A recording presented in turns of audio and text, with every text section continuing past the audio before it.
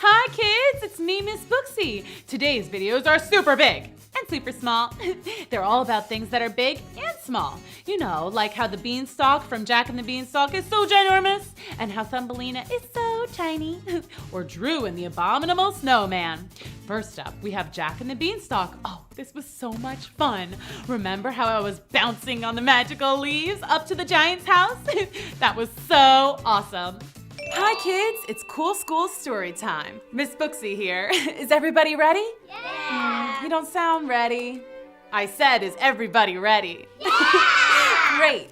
Today's story is Jack and the Beanstalk. Once upon a time, there was a girl named Jack. So Jackie, that's me. I lived with my mom. To make our living, we had a cow whose milk we sold for money. Let's just say we weren't rich. One day, Bessie stopped making milk. She was an old cow, ready for retirement. Maybe she wanted to move to Florida. She had some friends down there, fulfilling their milk bucket list. Mom told me we would have to sell Bessie. We had no choice. So the next day, I led my dear old friend, Bessie, to the town square. On the way, we ran into an old wolf who told me he'd love to take Bessie. May I offer an interesting trade for your bovine friend there? No, sir. I need to sell her. Okay. I guess you don't want these magic beans. What kind of beans? Because I don't like lima beans or pinto beans. I said magic beans, kid. They're totally magic and are worth more than you're ever gonna get for that old dried up cow. If you're not interested in these very valuable, very magical, exotic, and definitely totally real beans, I'll find someone else. I'll take them. Wow, with magic beans, I could. What? Oh no, I didn't ask how they worked. Oh man. I got home and hoped my mom would just forget about the whole selling Bessie thing. I would just play it cool. Yeah. Magic beans? There's no such thing as magic! She was right. What were we supposed to do with 3 little beans? I tossed the beans out the window and headed up to bed. But that night, something amazing, dare I say magical, happened. A giant beanstalk had grown outside our window. What else do you do when you see a giant beanstalk? You climb it, duh! At the very tip top, just above the clouds, I saw a yard and a house. A big house. I was hungry for breakfast, and I figured a big house like that would have some really big snacks. No puny fun-sized candy bars here. I let myself into the giant house. Gosh, who lived here? A whole NBA team? There was a maid inside. She was normal size. What was she doing in such a giant house? I'll give you some table scraps, and then off with you. She gave me a bit of bread. It looked like a big crumb, like a crumb from a giant sandwich. I stuffed the big breadcrumb into my knapsack, and just as I was about to leave, I heard, Fee-fi-foo thinner. I think I smell my dinner. I hid, and I just saw the most giantest giant imaginable come in. Ruh-roh, was I for dinner? Also, not to nitpick, but it's technically breakfast time. But back to the issue at hand. There was a giant!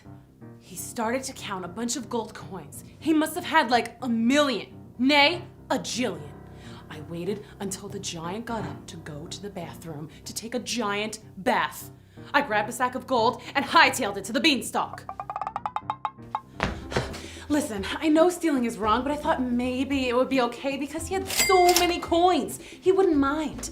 So I showed my mother. Young lady, you march back up there and give that man back his gold. There's no such thing as giants. So the next day, I went back up the beanstalk. I decided I would just leave the coins by the doorstep. And I saw the strangest thing, a golden goose, and it was laying golden eggs. Oh, Mom would never believe this. So I took a picture with my iPhone. She'd have to believe me now. I picked up one egg to get a few shots with me holding it.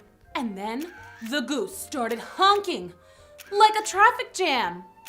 I had to scoot. Oh boy. Then I heard, Fee, fi, fo, fees.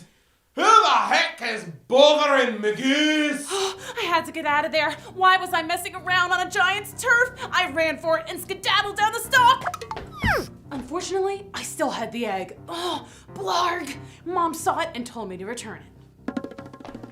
There's no such thing as a golden goose.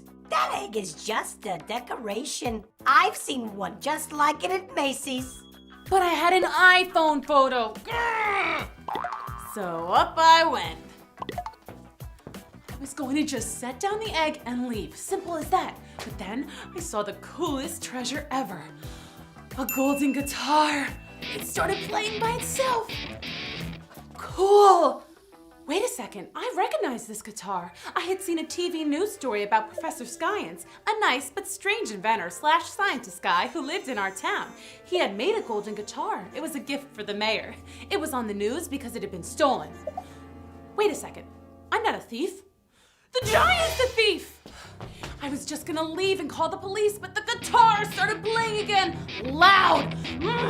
Darn rock and roll. I ran like a cheetah. The giant! He started to chase me! Oh, he followed me right down the beanstalk! And that silly gold guitar was still twanging and riffing and totally shredding. My mom and some other townsfolk heard the racket and gathered around the beanstalk. Then my mom, one of the most gentle, nicest, sweetest little ladies in the world, she started chopping down the stalk with an axe. Wait till I get down there, Ma! I got close to the bottom and jumped. Just as she yelled, and thud, the giant fell. I told the townspeople about the stolen treasure up the beanstalk. The police arrested the giant and the fire department extended their ladders all the way up to the sky to go get the rest of the gold stuff. The mayor gave me a reward and we used it to buy a new cow. And my mom finally believed me that giants, golden geese, and magic are all real. It was a happy ending. And that's the end. Hi guys, my name is Judy. And I'm Benji. And these are our baby bears, Kira and Mia of It's Judy's Life. And today we're here at Cool School for the Story Circle. And today we're going to be reading you Jack and the Beanstalk. You guys ready? Once upon a time, there was a boy named Jack. Jack lived with his mom in a small town where nothing exciting ever happened. It was so boring that the #1 pastime was watching paint dry. Every Saturday, Jack's mom would send him to the market in a neighboring town to get groceries. This particular Saturday, Jack went and spent all the grocery money on just 3 little beans. These are no ordinary beans, they're magic beans. Do you like magic? Yeah! Well, then you're gonna love these beans. And just like that, he snatched Jack's money and was gone in a puff of smoke. He did disappear like a magician, so the beans must be magical. Jack ran home super duper excited about the magic beans. He showed his mom.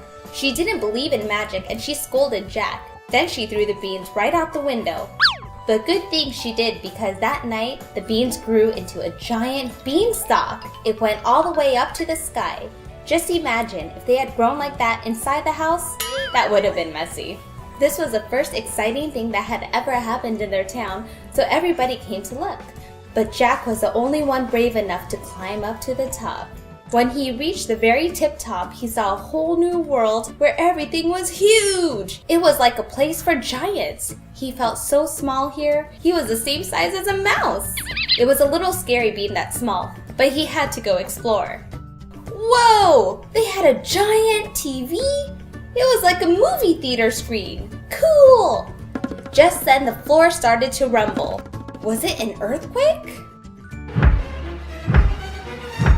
Eek! It was a real live giant! Fee, fi, fo, fum. I smell the feet of a little one. Hey! My feet don't stink! Then he remembered he was very tiny compared to this giant. So maybe now wasn't the best time to argue. But the giant had already heard him. Although to him it sounded more like this. Hey! My feet don't stink! And just to be perfectly honest, Jack's feet were a little stinky. But that's beside the point. The giant had found Jack! He ran to the beanstalk. He slid down faster than that one time when he went down the big water slide at Six Flags. Phew, he made it. but not before the giants found the beanstalk, and that was bad. That was very, very bad. You see, the giants who lived up in the clouds had never had a way to get down to the earth below where all the people live. But now they had a big beanstalk to climb up and down whenever they wanted. Now Jack's town was like the giants' downstairs rec room, full of snacks and amusement. Luckily, the giants were vegetarians, so no one had to worry about being eaten. But they did have to worry about being smashed. The giants loved Jack's little town. They ran around and played tag, which caused a lot of rumbling and shaking and made a very big mess. The giants also thought the humans were adorable, and they started to treat them like little pets, putting funny sweaters on them and naming them things like Mr. Fluffy and Bingo. Pretty little pet. We have to get rid of these giants! Fee fi fo fum, I tickle you on your tum-tum. Jack and the other townsfolk held a meeting to discuss how to get rid of these giants. I say we build a giant trap. That would take weeks. How about we all just move? We're going to have to cut down the beanstalk. Chopping down the beanstalk does no good if the giants are still down here, squashing all the real estate and eating all the corn. And calling me Fluffykins. Yeah, they'd be down here forever. No thanks. Okay, so we just have to get them all back up there at once. I have a plan. We're going to need a very big saw, a parachute, and all the cute stuff we can find. Jack's plan started with all the townspeople hiding in their basement. Jack put on the most annoyingly adorable stuff the giant had been making people wear. He put on a fuzzy sweater with a smiley face that lit up, a little hat with bells, bunny slippers, pants that had My Little Ponytail, and a bib that said, "I'm the baby, gotta love me." Then he ran out into the town square and yelled out, "Hey, look how cute I am! I am so cute! Whoever catches me gets to keep me as their pet forever!" Well, the giants thought he was so adorable. They went to scoop him up, but he was too fast. Catch me if you can! The giggling giants chased Jack all through town, past Jack's house, and right up the beanstalk. He ran around until the very last giant followed him up the stalk. Once they were all there, he ran to the edge of the giant world and jumped. This is where the parachute came in handy. Jack sailed through the sky, and the townspeople took that as their cue to chop. The mayor shouted, "Mr. Lumberjack, tear down that stalk!" The townspeople cheered as the stalk teetered and wobbled. The lumberjack yelled out, "Timber!" And the big beanstalk crashed to the ground. Jack landed, and everyone hoisted him up on their shoulders, chanting, "Yay, Jack! Yay, Jack!" The giant beanstalk turned the town into a huge tourist attraction. Looky-loos from all over the world wanted to come and see the big stalk and the brave hero who defeated the giants. The end. So what did you guys think? Did you like that? Hey guys, I'm Marissa and I'm here with the twins. Hi. Today we're gonna be reading Thumbelina. Are you guys ready? Yeah. Okay, let's get started. Once upon a time, a mother had not one, but two baby girls. Twins! Except you'd never know that they were twins by looking at them. One girl was the usual size of a little baby. She fit into all her onesies, her crib was just right, and she drank the expected amount of milk from her bottle. But her twin sister was, well, a little small. Uh-oh, where is she? There she is.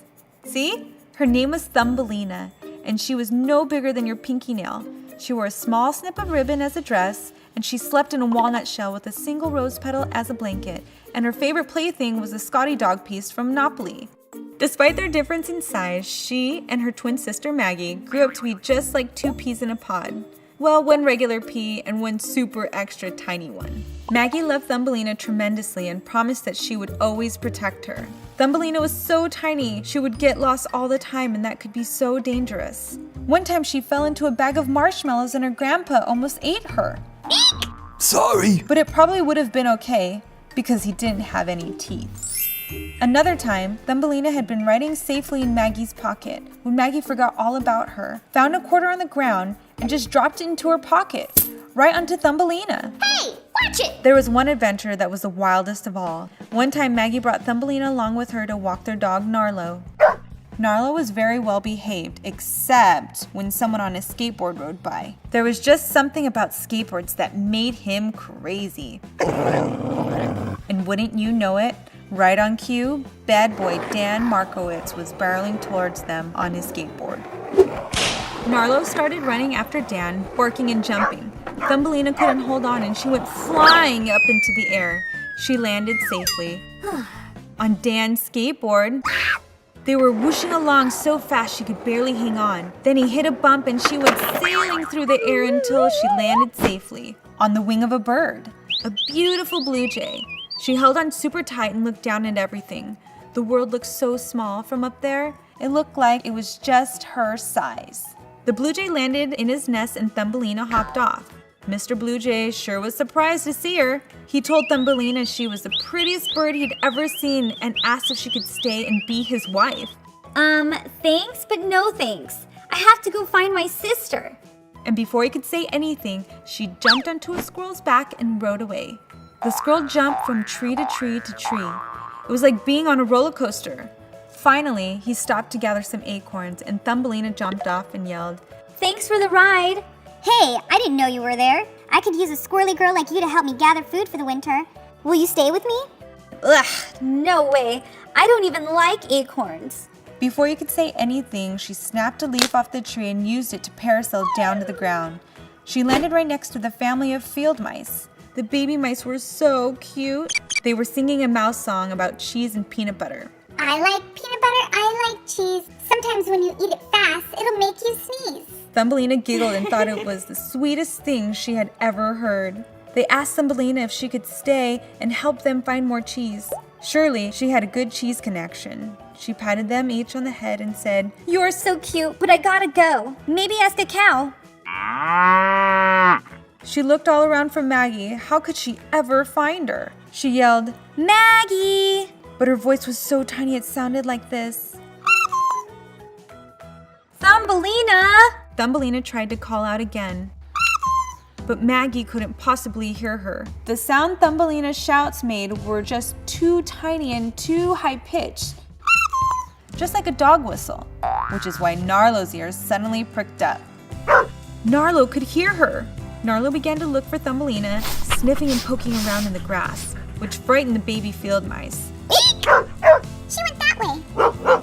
Narlo sniffed and snorted his way toward Thumbelina, and when he found her, he was so happy he gave her a giant slobbery puppy lick. But Thumbelina didn't care. She was just so happy to be rescued. Thumbelina and Maggie cheered and hugged, well, in their own way. Thumbelina told her sister about her adventure, the flying around, the danger, and all the little animals that wanted her to stay, and how she told them, No way. I just had to get back to my best friend in the whole world, my sister. And so, the two sisters were reunited safely, and they remained best friends forever and ever. The end. So what do you think about the Thumbelina story? Yeah, it was awesome. I liked it. It was one of the best stories ever. Yay! Well, hello, children, and welcome to my class. I'm Mr. Hister, and this is History of the Entire World class. Let's get started. Today's class is about something wonderful, something truly spectacular, something so painfully amazing that it makes my head feel like it might explode. And the subject for today is knights in shining armor. Oh, don't worry, girls, there's stuff in this lesson for you too. Knights in shining armor, you see, are some of the coolest parts of the Middle Ages. What are the Middle Ages, Mr. Hister, you might ask? Well, I'll tell you if you let me, anxious Annie. The Middle Ages, also known as medieval times, was the period of our history where things were very, very, very, very, very, very, very, very cool, you see. There were castles instead of homes, horses instead of cars, farms instead of grocery stores, swords instead of guns, kings instead of presidents, and knights in shining armor instead of police officers. I know, it was pretty wild, you see. And these knights in shining armor, you see, would work for the king. And the king would say, I'll make sure the kingdom the kingdom is the place where everyone lived. You see, so the king would say, "Make sure the kingdom is in order, knights in shining armor," and the knights, you see, would do that. They would make sure everyone was behaving and make sure everyone was doing their job and doing their homework and not getting attacked by dragons or just very large lizards who breathe fire sometimes. Well, in their spare time, you see, these knights these knights in shining armor, you see, would find girlfriends. But back in their time, the girlfriends of knights, you see, were called princesses.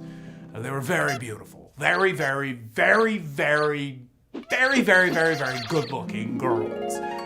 Quite often at the top of the huge tower with no doors. And they, the knights in shining armor, would take them horseback riding. They'd go to places like the beach and have a picnic, because the knights in shining armor were very good-looking as well. As are all of you. You're just good-looking kids, as they say. And the coolest part about all this, you see, is that the country of England, you see, they still have kings and queens and princesses and princes, but they don't wear armor anymore. No. You see, they just wear these tall, fuzzy hats. They look a little bit like pillows. Or pillows you could use for taking a well-deserved nap. You see, because you're working so hard.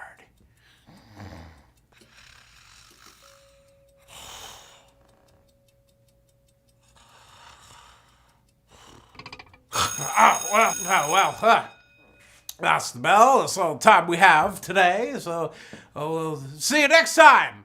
Come back now, okay? All right, here we are. Nursery rhyme time. All right, so there's a spider. What is he? He's hairy, of course, but I mean, really, what is he? He's Itsy, right? And also bitsy. He's an Itsy, a bitsy spider.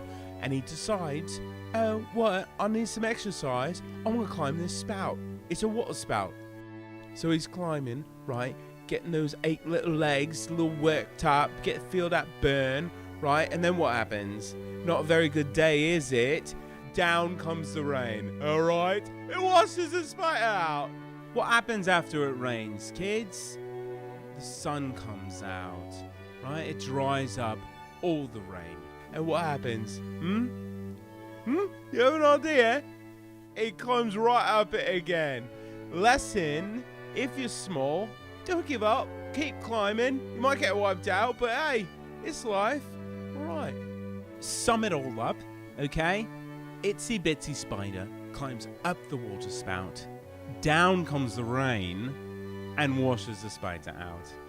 But out comes the sun and dries up all the rain. And the itsy bitsy spider climbs up the spout again. Learn your lessons, kids. That's how you do it.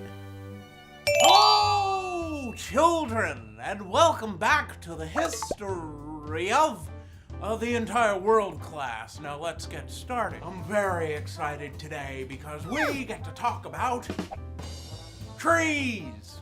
You see, now whether you're from China or Peru, Russia, New York City, Istanbul, Mexico, Greenland, Philadelphia Zoo, or anywhere else in the world other than the North Pole or Antarctica, there are trees.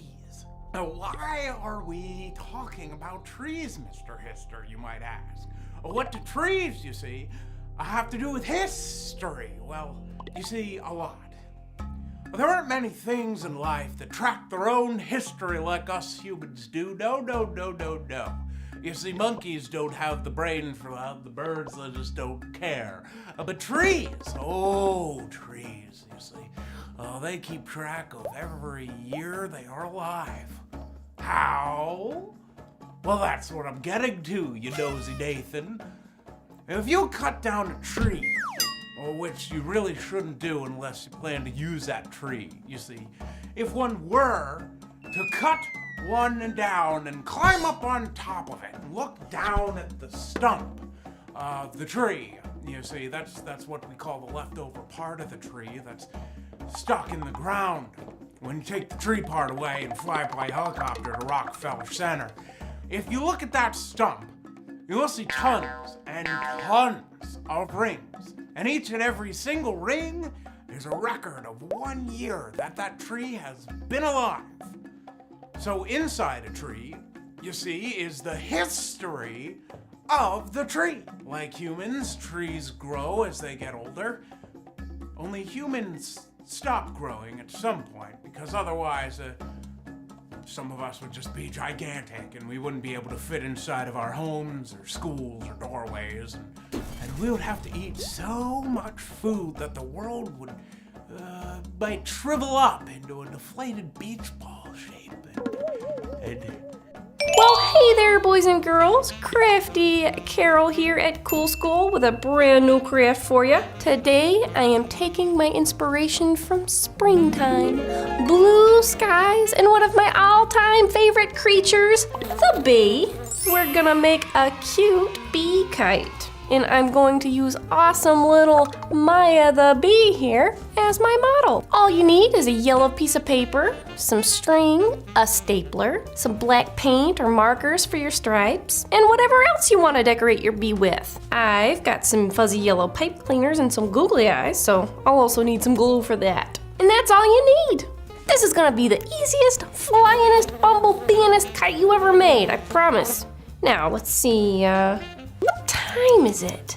Oh, I know what time it is. It's time to start making this craft. Well, okay, so the first thing we're gonna do is we're gonna give our yellow paper some black bee stripes. You can use black paint or a marker. I'm gonna use this big marker here, and let's just make some stripes up and down. Bees get a bad rap, but did you know that they help flowers and plants grow? They do that with the pollen they spread around. So next time you smell a pretty flower, eat a piece of delicious fruit, you better thank a bee.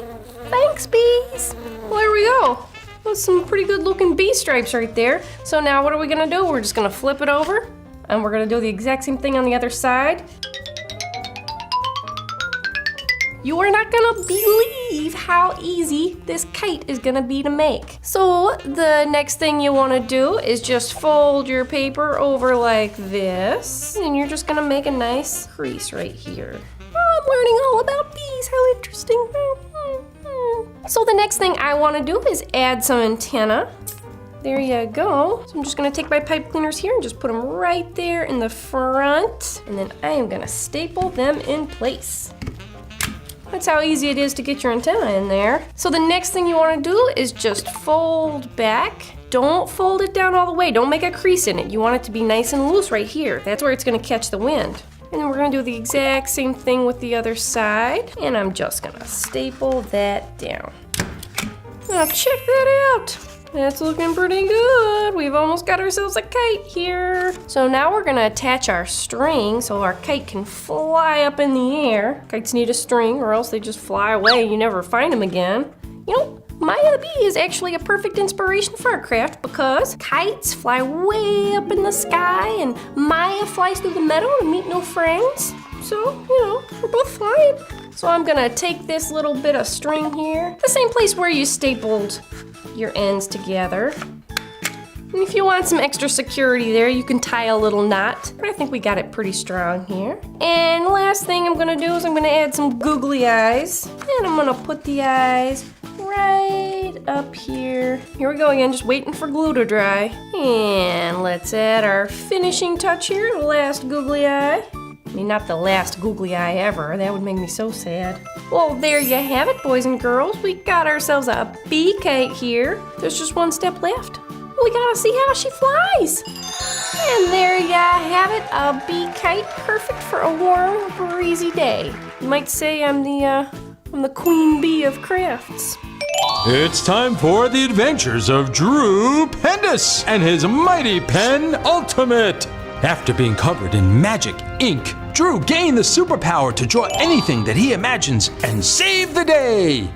Good morning, class. Today we're talking about dinosaurs. Scientists have theories, but no one knows for sure how the dinosaurs disappeared all those millions of years ago. Wow! There was Drew in the land of the dinosaurs. He had to save the dinos from extinction. Then he saw it. A monster mega robot lizard from outer space. It was knocking over all the trees and freezing the oceans and rivers into ice. Brrr, it's freezing. The dinosaurs were not happy. Hey man, you're wrecking our planet! How are we supposed to live when you're turning everything into ice? Yeah, it's freezing. But the monster mega robot lizard didn't care. It just laughed like this. And then it started to freeze the dinosaurs too. Even the Tyrannosaurus Rex was defenseless against it. There was nothing he could do. I give up. I need a blanket and some hot cocoa. Drew knew what he had to do. It's time for the stupendous and his mighty pen ultimate. I need the horns of a triceratops, the wings of a pterodactyl, the strength of a T-Rex. Wait, no, the arms are too short. Oh, and a super shield of metal with marbles that fly out. With my awesome new super suit, I'm ready to save the dinosaurs. First, Drew flapped his pterodactyl wings and flew towards a spaceship. He used his shield to deflect the ice coming from the monster robot alien. Back off, monster robot alien! I'm warning you! So Drew used his triceratops horns to break off the ice cannon. Then he shot the beams of ice back at the robot. Ah! Okay, time for the marbles. Whoa! And now to finish you off, I just need a super powerful arm. Bon voyage, you lousy robot! Drew, honey? Yeah, Mom? You need to clean your room. But Mom, I'm kinda in the middle of saving the dinosaurs. Well, you should have thought about that earlier. Clean up this instant, young man. Ugh, okay, fine. Uh-oh. And that, kids, is why there are no dinosaurs around today. Moral of the story, kids. Remember, clean your room before you start saving any dinosaurs. Welcome back to the history of the entire world class. Today we're doing a very, very special, extraordinary history class. You see, we're gonna have to dance our way back through time quite a ways. So everybody dance, because we got a ways to go. Come on, get up and dance with me. Dance, dance, dance, and hold. There we go. Back to the time of the dinosaurs. Whoa! Well, good thing we have our protective history bubble. There we go, no dinosaurs gonna get us. Oh. The reason we're back here is because we're talking about the history of the egg. Just like this one right over here. And this one's a rather large one because it's a dinosaur egg. Oh, look, it's hatching. Oh, look at that little guy. Good thing we have our protective bubble. He looks a little dangerous. If we walk right over here to the water and we put ourselves in our famous Mr. Hister submarine and we dive deep down inside the water, you'll see fish also lay eggs. So we have fish laying eggs and we have dinosaurs laying eggs. Now let me show you something different. If we dance forward in history, you'll notice that we end up right here at Old MacDonald's farm. Hello there. Howdy. And what do you have here on your farm, Mr. McDonald, that lays eggs? Well, how about a chicken? Chickens lay eggs. That's right. Eggs lay chickens. Wait a second. I think I got that backwards. That's right. Chickens lay eggs. So let me ask you something, Mr. McDonald. What came first, the chicken or the egg? What came first, the chicken or the egg? I would have to say the egg. But a chicken had to lay the egg that came for the chicken that came out of the egg, so I'd have to say the chicken. No. Chicken that laid the egg came out of an egg, so I guess it'd have to be the egg. Is this a trick question? I don't know. And neither do I. Because if a chicken came from an egg, and an egg comes from a chicken, and a chicken comes from an egg, and that egg came from a chicken, and a chicken comes from an egg. Hello? Yes? What is it? Where am I? Old McDonald's farm. E-I-E-I-O. Time for you to go. Oh, that's right. Well, I guess there's no real answer. What came first, chicken or the egg? Hello, kids.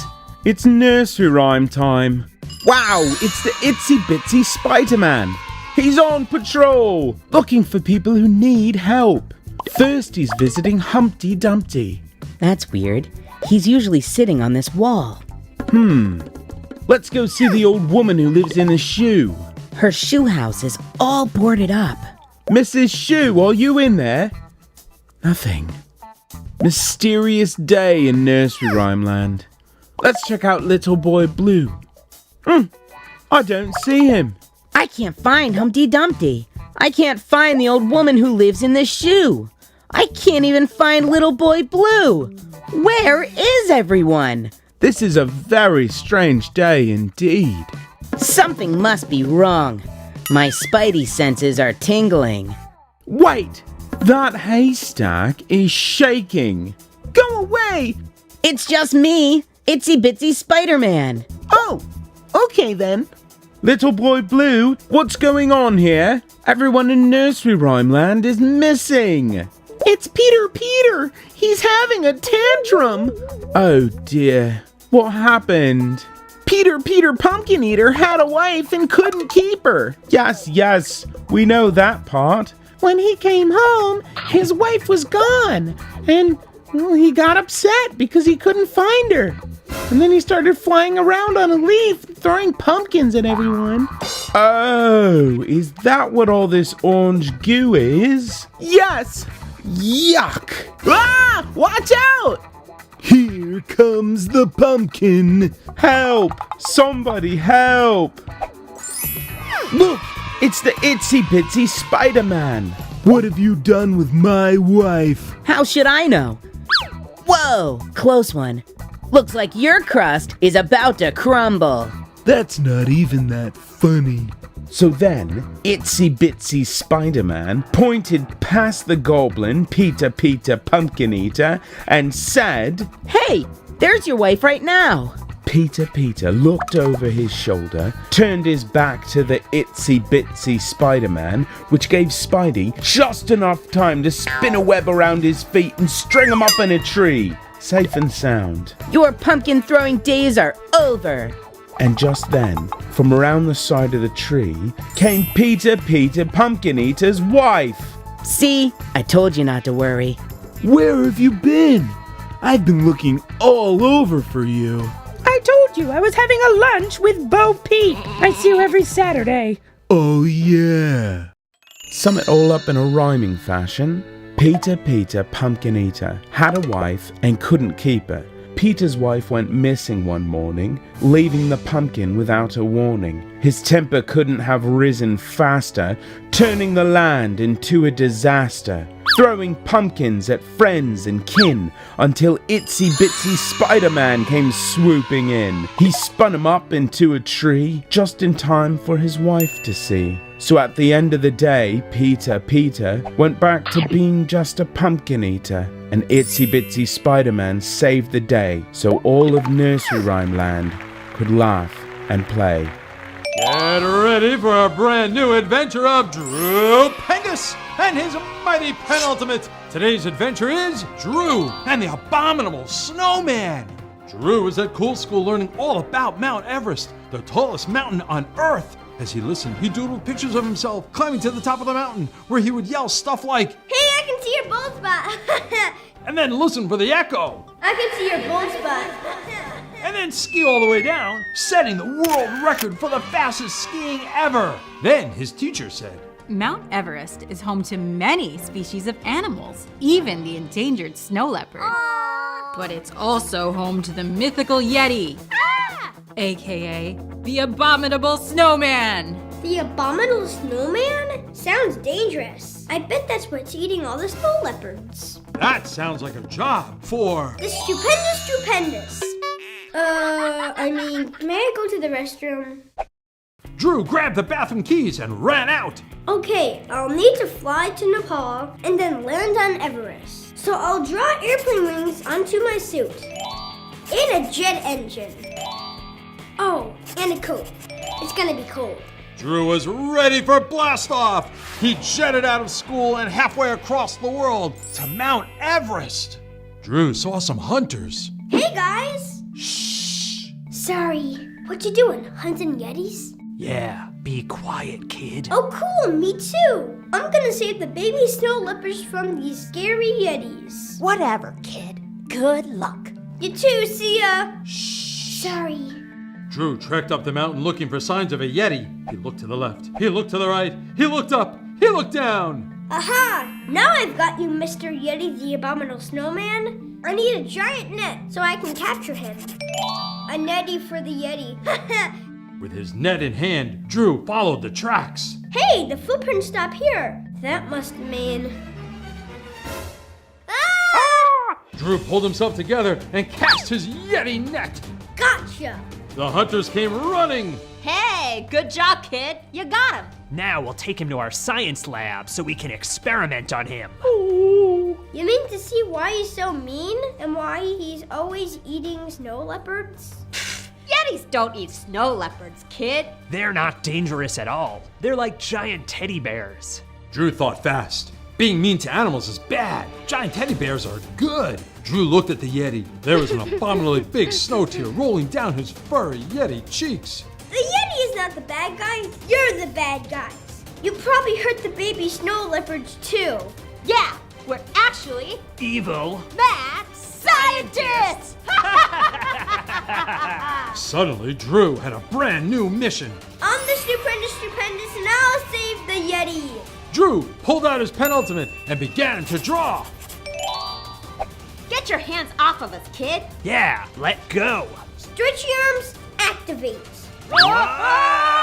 Drew's arms zoomed way out till the hunters were dangling over the side of the mountain. Do you promise to leave the Yetis alone? We promise! And do you promise you'll never hurt another animal as long as you live?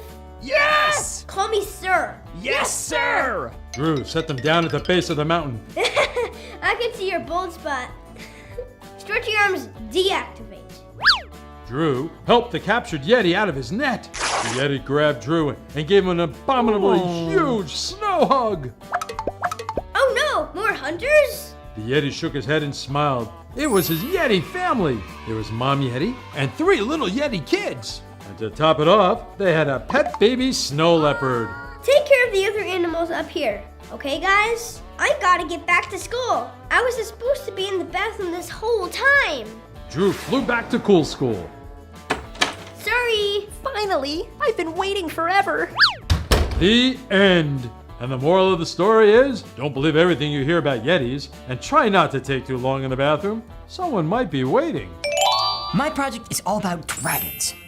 Dragons come in all different shapes and sizes, but all of them are awesome. They have wings, so they can fly through the air. They can even do tricks. Some dragons are really cute, like Toothless from How to Train Your Dragon. Aw, he doesn't have any teeth. On the other hand, in Sleeping Beauty, Maleficent turns into a dragon with a whole bunch of teeth.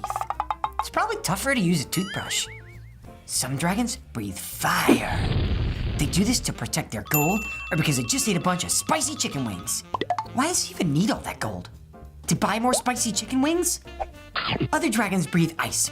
That's handy for when your ice cream is starting to melt. Thanks. Some dragons just have bad breath.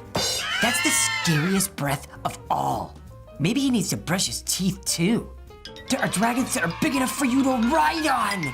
And then there are dragons that are small enough to ride on you. Most kids love dragons. My older sister even likes some called Imagine Dragons. They don't look like regular dragons. I think they're radioactive or something, like Godzilla. Godzilla likes to step on buildings. He's not really a dragon though, more of a dinosaur. We'll talk about dinosaurs later. For now, back to dragons. Dragons are used as symbols for a lot of things. Knights used to have dragons on their shields. During the Chinese New Year, you can see a dragon dance.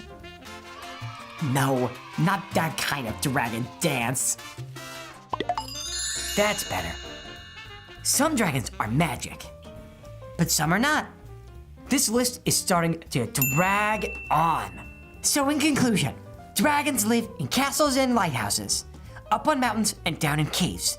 They can be cuter than a kitten and friendlier than a dog. Dragons can fly you to school so you don't have to take the bus. And that's why I should have a dragon as a pet. Hiya, kiddos! It's fairy tale time. Once upon a time, there was a little chicken aptly named Chicken Little.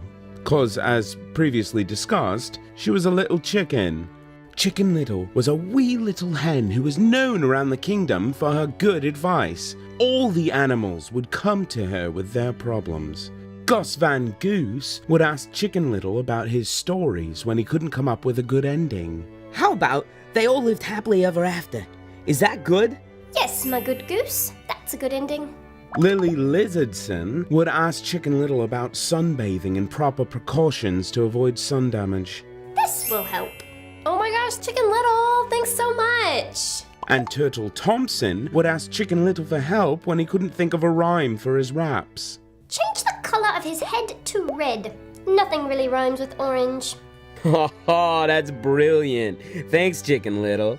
Chicken Little always had a solution for everything. Well, one day, Chicken Little was eating lunch under a maple tree when a squirrel rushed by with an armful of acorns. And one of these acorns fell and hit Chicken Little right smack dab in the middle of her head. Then the acorn bounced right back up and into a hole in the tree, leaving no evidence that it was ever there in the first place. Chicken Little looked around.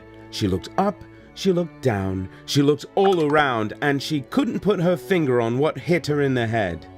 Well, Chicken Little always had an answer for everything, and so she thought long and hard. Let's see. I'm sitting under a maple tree, and I happen to know that all maple trees grow seeds that look like tiny little helicopters. So it couldn't have been a seed, and it definitely wasn't a stick. Don't see any robin's eggs anywhere, and there's no kids with slingshots anywhere around. There's only one other thing that's up, and that's the sky. The sky must be falling. This made Chicken Little very afraid, and there was only one thing to do: tell the king. Chicken Little packed up some of her things in a little bandana, tied it to the end of a stick, threw it over her shoulder, and hit the road. Honk! Hey, Chickie, where are you going? I was sitting under this tree here when a piece of the sky fell and hit me right on the head. Oh my, that must mean... What does that mean? That means the sky is falling, and I must go tell the king. Wow, that's scary. Well, Gus Van Goose was a good goose, one of the best, and so he offered to go with Chicken Little to make sure she got there okay, and delivered the very important news. But they had only traveled a few feet together when... Hey, girlfriend! Hey, Gus Van Goose! Where are you two guys going? You haven't heard? The sky is falling, and a big piece fell and almost squashed Chicken Little. Whoa, that's scary. That's what I said. You have to tell the king. That's what I said! And so, Lily Lizardson joined the two of them on their journey to tell the king the very important news. Well, they only made it about halfway around the lake when... Hey-oh, Chickie Pie, you look stressed. Oh my gosh, the sky is falling! A huge piece hit Chicken Little and almost crushed her. And we decided it's so important we have to go tell the king. Whoa, you're gonna need some protection, girl. That is a long trip. I'll come with you. And so the four friends traveled to the king, spreading the word as they went. They traveled over the river, through the woods, past Grandmother's house, and all the way to the king's castle. And when they got there, the king was surprised to see them. What are all of you doing here? Shouldn't you be out in the wild? Get this, king. The world is ending. And what proof do you have? A piece of the sky fell down and almost squashed us. It fell and hit Chicken Little right here, right smack dab in the middle of the head. May I see this piece of sky that you speak of? Yeah. Show him the sky, chicken. Show him what you got. Well, you see, I don't have it. Then how do you know it was the sky? It could have been anything. Well, there was nothing above me except for a tree, and there was nothing on the ground around me after I got hit, And I always have an answer for everything. So I thought real hard, and the only thing I could think of was... that the sky was falling? Yes, King. Let me ask you something, Chicken Little. Do you think I always have the answers to everything? Yes, King, of course. Well, I don't. It's true. Sometimes things happen and I just don't have any answers as to why. And that's okay. Doesn't mean the sky is falling. So it's okay to not have the answer sometimes? It better be. According to the Queen, sometimes when I have the answer, I'm not always right. Sometimes the best thing to do is say, I don't know, but maybe we can figure it out together. And so the king traveled back with Chicken Little to take a look at the tree that she had been sitting under. And after waiting around for a while, a squirrel came running by and yelled down to them. Hey, guys, did you see an acorn I dropped yesterday? I got home and counted up my loot and I was one short. I think I might have dropped it around here. They checked inside the hole in the tree, and there was the missing acorn. The squirrel was happy, and Chicken Little was happy because she learned that the sky was not falling, and that sometimes it's okay to not know all of the answers. But that's not the end of fairy tale time. Stay tuned to watch The Princess and the Pea. Hello there, children. Have a seat, or stand. Do what you like. It's Cool School's fairy tale time. Our tale is one of vegetables and princesses. Yes, it's the princess and the pea. Lovely. Once upon a time, there was a very picky prince. His socks had to match his shirt or he wouldn't leave the castle. And he would only eat his peas if they were served with baby carrots and a side of ranch dressing and a pickle. Very particular. His bed pillows had to be fluffed exactly 6 times each before he could even think about going to bed. That little prince grew up, and it was time for him to find a princess and get married. But like always, he was very, very picky. No, too tall, too short, nostrils are too big. Do you prefer dogs or cats? Wrong! I like hamsters. Next. What do you like on your pizza? Pineapple? Ew! Who do you like better, Spider-Man or the Flash? My Little Pony? Wrong answer.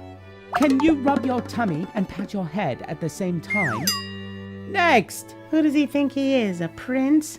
Well, actually, yes. Then, one night, a terrible thunderstorm was raging outside.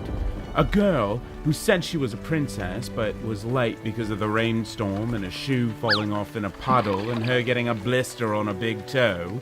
Well, anyway, she came to the castle door. Oh my gosh, I'm so sorry to bother you, but it's literally raining cats and dogs out there, and I really must change into some dry clothes. Plus, the rain makes my hair like totally frizzy, and I just can't deal with that. But the prince liked her, because he also didn't like it when his hair got frizzy. He told her to come in, and he quickly asked her the important questions one needs to ask when they're picking out a princess. What do you like better, cats or dogs? I prefer hamsters. What do you like on your pizza? What? Nothing! That would ruin the pizza. Spider-Man or the Flash? Duh, Spider-Man. And she could totally rub her tummy while patting her head while standing on one foot. Wow! The prince really liked her, but he thought she was too good to be true. He just didn't believe she was actually a real princess. He did what any good prince does when he doesn't know what to do. He asked his mom, the Queen. She did a quick check on Google. Oh yes, the classic pea test. The Queen placed one tiny little green pea underneath the mattress in the guest bedroom. If she's a real princess, then she'd feel the pea and wouldn't be able to sleep. Just to be really extra super duper 100% positively completely sure, the Queen added another few mattresses and lots of soft feather mattress toppers and, out of habit, fluffed the pillows 6 times each. That night, the princess could not sleep at all. Perhaps it was the rainstorm outside, or maybe a bad dream, or maybe it was the pea. The next morning when they gathered for breakfast, the young lady couldn't stop yawning. How did you sleep, my dear? Well, the room was lovely, and the pillows were like perfectly flat. But there was this huge bump like right in the middle of my back. It was terrible. I thought it was a huge rock, and it kept me tossing and turning all night. Well, I did some digging, and I found this. A pea! A pea, you say? I quite love peas. Oh, so do I. But only with baby carrots and a little ranch dip on the side. Maybe a pickle. Mom, it's her. She's the one. The perfect princess. The girl was not only a total princess, she turned out to have a megaton in common with the prince. They were both very picky, but they were very picky about all the same things, so they had to get married. Everyone at the wedding agreed they were a perfect pair. Well, not that kind of pair. Anyway, they were just like peas and carrots. With a little ranch dip, of course. Kind of a fairy tale ending, don't you think? My cool school project is all about dinosaurs. Dinosaurs lived millions and millions and millions and millions and millions of years ago. That's a lot of years ago. The word dinosaur means terrible lizard, but I don't think they're terrible at all. I think they're cool. Okay, maybe that dino is kind of terrible. Leave some cake for the rest of us, Rex. Sorry. Some dinosaurs are small, like the Moosaurus. That name means mouse lizard. I wonder if the Moosaurus likes cheese. Some are big, like the Apatosaurus. Hey, I was born this way. Some are really, really, really big, like the Titanosaurus. The Titanosaurus was so big that scientists say she might have been as long as 2 Mack trucks and weighed as much as 14 elephants. Okay, I'll go on a diet. That reminds me of a joke. What time is it when a Titanosaurus sits on her fence? Time to get a new fence. The Tyrannosaurus Rex, or the T-Rex, is one of the most famously ferocious dinosaurs. But his arms are so tiny, it was probably hard for him to tie his shoes. Did you know there's another dino called the P-Rex? The P stands for Pinocchio. That's because he told so many fibs. Of course I ate all my peas. Now what's for dessert? He's called Pinocchio Rex because this dinosaur had a long nose, just like Pinocchio. Plus, he probably didn't eat peas at all because the P-Rex was a carnivore. Carnivores eat meat. Other dinosaurs are leaf eaters. They eat, well, leaves. And some dinosaurs eat anything, like Yoshi. You might call him a nom-nom-nomivore. Whenever Yoshi eats something, he lays an egg. Dinosaur eggs are really colorful. A Stegosaurus has spikes on his back. But what if there was a Legosaurus? He would be really colorful too. Some dinosaurs can fly, like the Pegasaurus. Just kidding, I made that one up. But the pterodactyl could fly. Even though dinosaurs lived a long time ago, we still find parts of them today. These are called fossils. There are even fossil Pokemon, like Mega Aerodactyl. Scientists can learn a lot about dinosaurs from fossils, like how big the dino was, how long ago it lived, and even how smart they were. They say the Troodon was the smartest dinosaur. Hey Troodon, what's 2 plus 2? 2. Okay, not that smart, but pretty good at ballet. Some dinosaurs were really fast, and some are really slow. To sum it all up, dinosaurs lived a super long time ago, and they were totally awesome, and they couldn't tie their shoes. If I could name my own dinosaur, I'd name it Super Awesomesaurus, or maybe just Calvin. And I'd ride around on it all day, and I'd let all my friends ride on him too. Everybody gets a dino ride. Whoa, all those big animals were so cool. Let me know in the comments what your favorite big thing is, like your treehouse or your big brother, or your favorite small thing, like your teddy bear or cookies. I want some cookies now. I hope you loved the videos, guys. See you soon.